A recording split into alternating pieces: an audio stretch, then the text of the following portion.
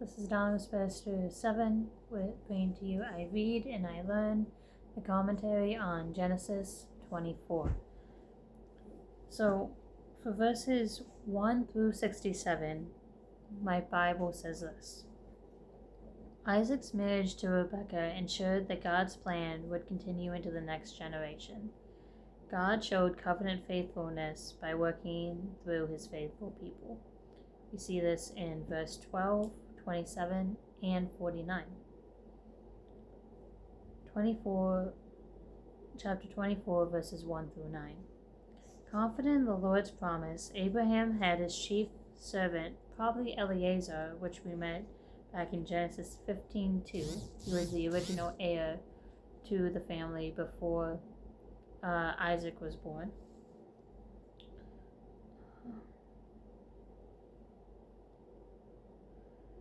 Swear to find a wife among Abraham's relatives in his homeland, some 450 miles away.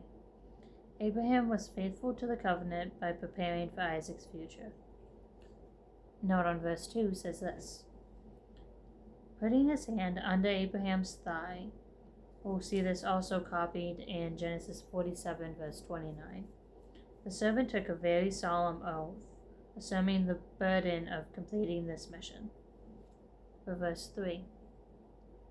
Isaac knew how wicked and threatening the local Canaanite people were, so he maintained separation from them. We see this happening in Genesis 26, verses 34 through 35, chapter 27, verse 46, and chapter 28, verses 8 through 9. For the note for verses 6 through 8, my Bible reads, Under no circumstances was the servant to take Isaac from the promised land to seek a wife. Abraham ensured Isaac's safety and secured God's promise in the land of blessing. For verses 10 through 60, the note reads, The servant faithfully carried out the mission, and he glorified God for displaying faithful covenant love for Abraham's family by bringing all the details together. God sovereignly worked behind the scenes to accomplish his will through the circumstances of those acting responsibly in faith. For verses 10 through 27, my note reads, The servant obeyed his master's instructions and trusted God to lead him to the white woman. Verse 10. Aram of two rivers, was also called Padan Aram, or the field of Aram. We see it mentioned again in Genesis 25, verse 20. It was a 2-week journey in each direction, so the servant had 10 camels for provisions and gifts. We see this in verse 22 and in verse 53. So this was the route that my Bible says that they took. So they went all the way down from the top to the bottom, I believe.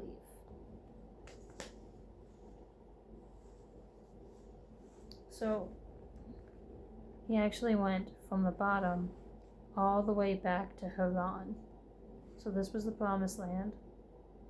And Eliezer, or Abraham's chief servant, went all the way up to Haran over the course of 2 weeks to find Rebekah, who would become Isaac's wife. And the note for verse 14 says, Abraham's future daughter-in-law manifested hospitality and industry like Abraham's. We see Abraham's industry in chapter 18 of Genesis, verses 1 through 8. 10 thirsty camels could drink 250 gallons of water, so a woman who would work that hard for a stranger was certainly not lazy, but generous and hospitable. So verses 15 through 22, the note says this. The servant received a precise, immediate answer to his prayer for guidance. I'm going to jump up and go back to the map quickly. It says journeys to Padan Aram. We see it happening in Genesis 24, verses 1 through 67, Genesis 28, verses 1 through 9, and verse 14 in chapter 29, chapter 31, 1 through chapter 33, verse 20. It says, when Abraham's servant traveled to Padan Aram, or Aram Naharaim, in Genesis 24:10 and Genesis 25:20, to find a wife for Isaac, he probably followed the same route that he had previously traveled with Abram from Haran. We see this in Genesis 11:28 through Genesis 9, when the covenant was first established between God and Abram, before his name became Abraham. Jacob later made the same trip to and from Haran. We'll see this in Genesis 28, 1 through 29, verse 14, and Genesis 31, 1 through 33, 20. See Jacob's family in Canaan. And we'll see that mentioned again in Genesis 32, verse 1 through 38:30. So that journey is made by several members and servants of Abraham's family over the years. And it's all recorded in Genesis. So back to the commentary specifically about the story. So verse 22, the note says this: the servant showed his gratitude by giving the girl expensive jewelry. 23 through 24. God led the servant to Abraham's family. Verse 25.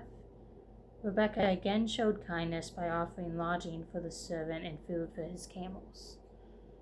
Verse 26. The servant bowed to the ground and worshipped the Lord for his loyal love and faithfulness in guiding him to the exact family he sought. Verse 27. The Lord has shown unfailing love and faithfulness to my master. These words express this chapter's message. We see this in chapter 24, verse 48. Believers can trust the Lord's leading because he is sovereign in all things. He never leaves his people to their own resources in carrying out his covenant work. Verses 29 through 31, Laban ran. He was not going to miss the chance to marry his sister off and receive more gifts. Laban's response to the servant's wealth foreshadows his avaricious or greedy nature and character. We'll see this noted in verses 54 through 56, and again in Genesis 29, 21 through 27, Genesis 30, 27, 36, Genesis 31, 1 through 13. But continuing on, that's a bit of foreshadowing for later. Verses 33 through 48. The servant was not diverted from his mission. He insisted on telling his story before he would eat. He recounted his mission and acknowledged God's providence in bringing him directly to Rebekah before attending to his personal needs. The servant wanted everyone to know that this was God's work, not a chance or a humanly arranged meeting. Verse 48, the note says this: the way that God directed this event from behind the scenes is different than most in Genesis, but is true to how the life of faith normally works. Faith expressed in personal prayer and obedience looks for evidence of God's working. Believers usually have to make wise choices and remain faithful to the covenant, trusting that God will guide them through the circumstances of life to accomplish his will. Verses 50 to 51, the note says, following his testimony about God's guidance, the servant secured the family's blessing and permission to take Rebekah to his master's son, Isaac. And then I'll read the last note for this video. For verse 53, the servant gave expensive gifts to Rebekah, her mother, and her brother to conclude the arrangements. So in my next video, I will cover the rest of the notes. There's a couple of them, and I'll share what my Bible has specifically on Rebekah, who's a woman described in my Bible as a beautiful woman willing to go by faith. So I'm excited to read you the rest of the notes and to share a little bit more about who Rebekah is as a person. Be right back.